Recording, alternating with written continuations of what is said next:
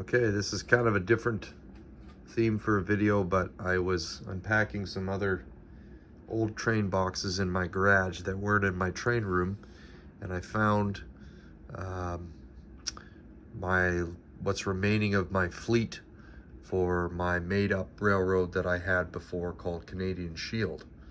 So before I had this layout in this room, I lived in another house 6 years ago, and I lived that house for 9 years. And in that house, on one side of the basement in a room, I built a layout, and then the basement had got some water damage, sewer damage, and a couple different issues. And that layout had to get ripped out, but a lot of it was salvaged, wood-wise. But I completely started over.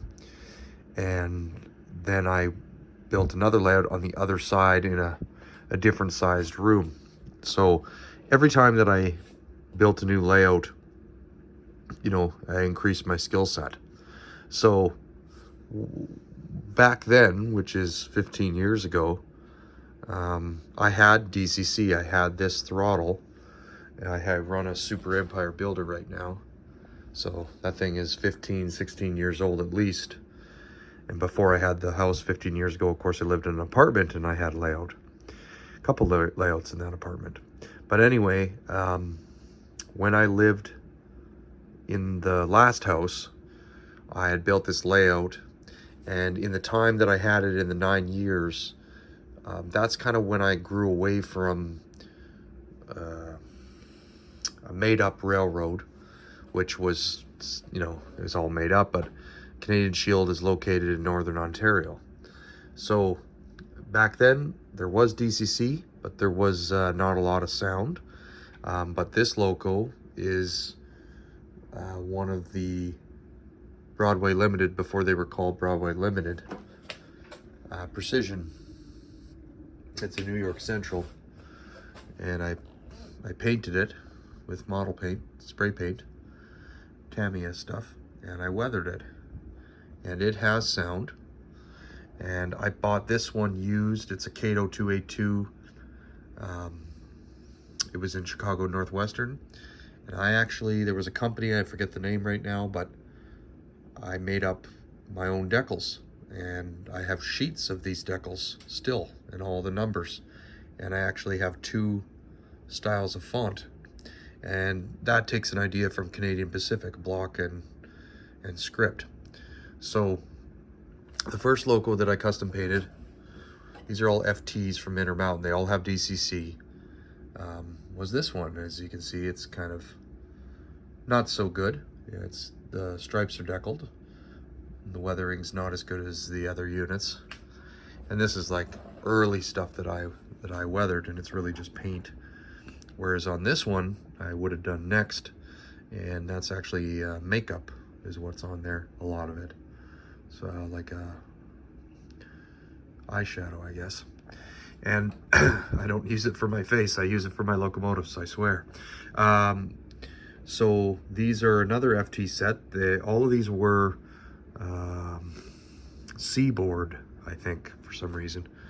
But anyway, it's whatever was cheapest. And these are an easy drop-in DCC conversion. And I wanted these ones to be really heavy weathered, and this is more with some paint as well. So I even weathered the trucks,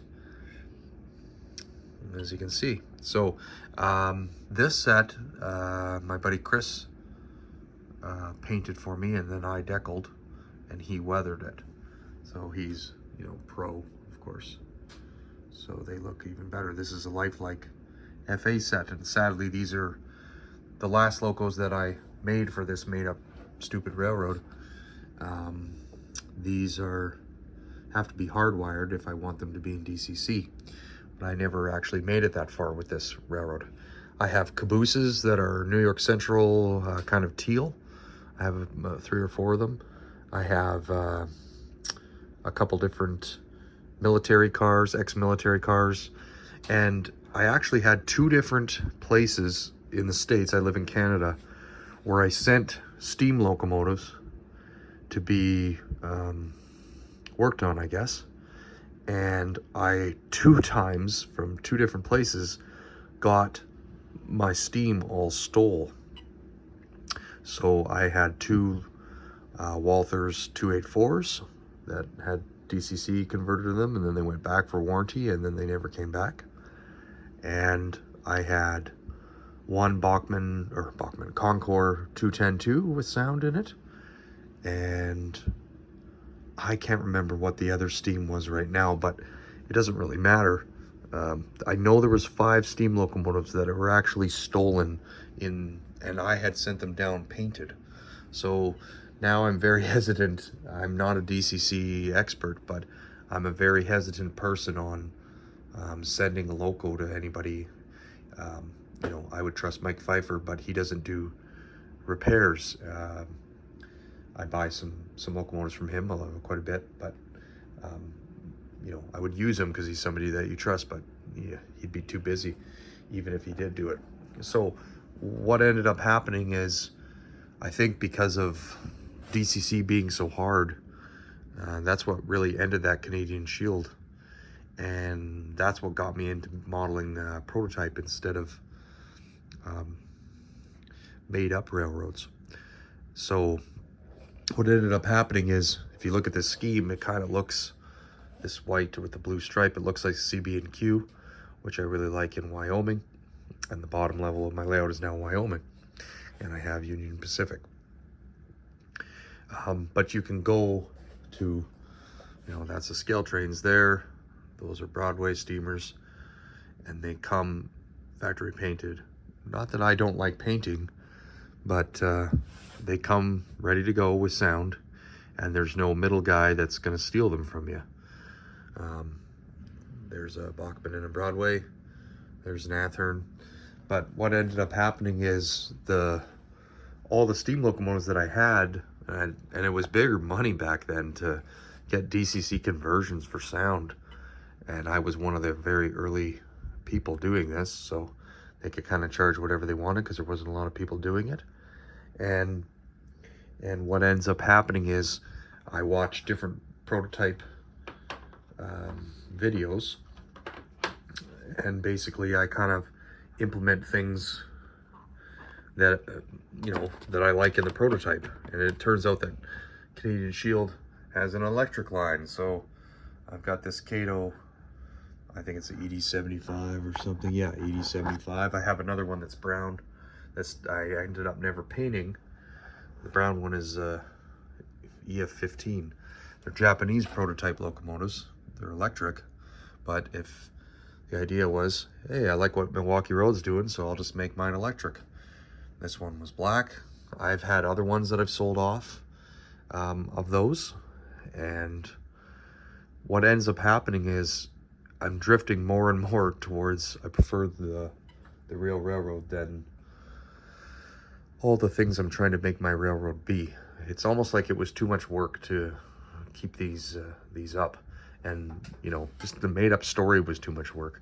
Not that this isn't made up, in that I'm just doing it off of, you know, what I think how I think it should look. And I say this is Montana, and I say that this is Wyoming. But I'm looking at pictures, and it's a lot easier to have a prototype to model as opposed to having to make up this story about where it existed. So what I'm going to be doing is I'm going to be listing these. This isn't really meant to be a plug, but more of a,